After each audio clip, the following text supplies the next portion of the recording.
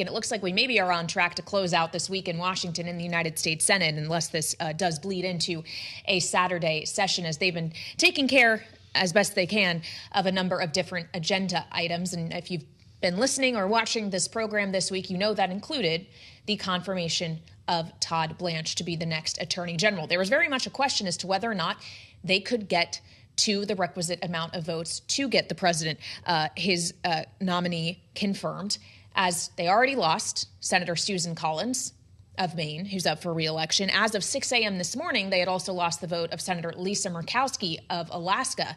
And those were the only two votes they could afford to lose. A third would have tanked the nomination for the first time we've seen in decades. So it was all up to Senator Bill Cassidy of Louisiana, who took to the Senate floor in dramatic fashion to announce that indeed he would be a yes. Mr. Blanche is not perfect, and he will tell you this. But the choice is not between perfection and Mr. Blanche.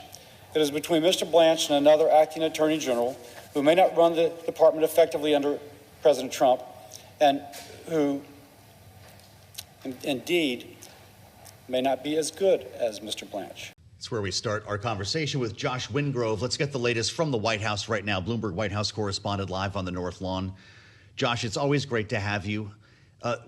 Was that the decision that lawmakers had to make, approve Todd Blanche in case, or to keep the president from appointing someone worse?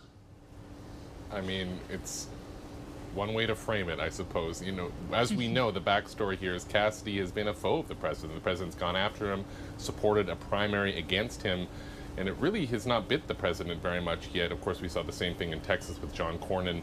And so the question was, Cassidy didn't really have a lot of reason to go to bat for the president, and that's what made today's announcement pretty surprising. Senator Cassidy kind of choked up towards the end of it to give you a sense of at least the weight of the moment that he felt.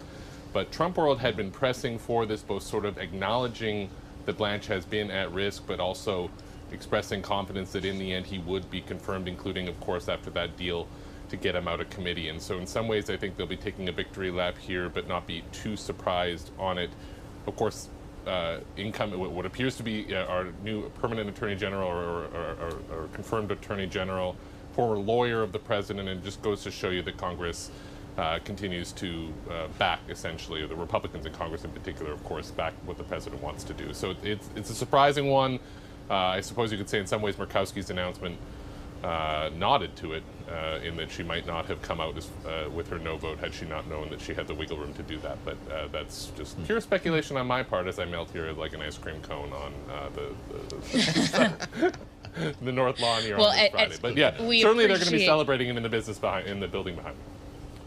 Yep. Yes, indeed. We appreciate you suffering the elements for us. And next, or one wing of the building behind you, of course, is not visible to our audience on television, and it's not visible unless from above. There's just a giant hole in the ground where the East Wing used to be. That, of course, is where the president wants to construct his ballroom, and a judge today ruled if he wants to continue to do that above ground, he must get the authorization of Congress. Cue President Trump taking to True Social, Josh, to pledge to take this case all the way to the Supreme Court. What do you make of that?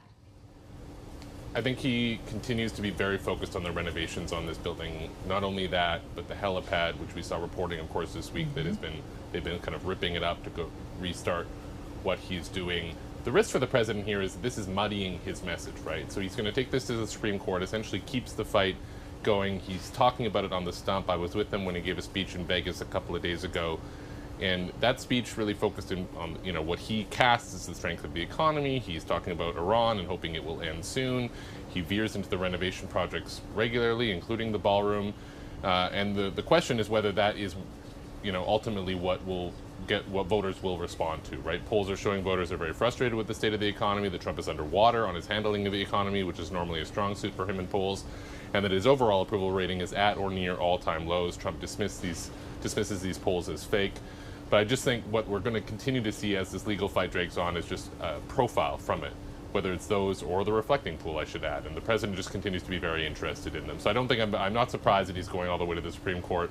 We'll see what they say. They've given him a lot of leeway to date, and so read into that what you will. But the saga on the ballroom will continue to go, and the president just keeps wanting to talk about it. Can we ask quickly about jobs? Josh, this is a big story today, and we're about to talk to Jared Bernstein, who you used to speak with pretty often in the Biden administration, to get his take on these numbers. I haven't seen anything. Maybe I've missed it from the president. Are they celebrating this report to the extent that Wall Street is? Yeah, I mean, Jared stood here often during the Biden administration, so I'm trying to keep his podium warm here at the Bloomberg tent.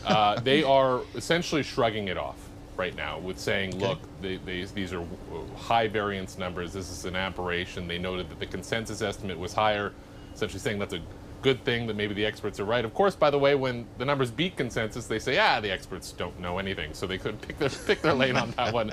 We'll see. But right now, I think Trump, one revealing comment from Hassett today is that one of the only economic indicators he says he's looking at is that unemployment rate. Kaylee, I believe you alluded to that earlier, and I think that is telling right now. Trump likes to talk about the strength of the stock market, all-time highs, all that.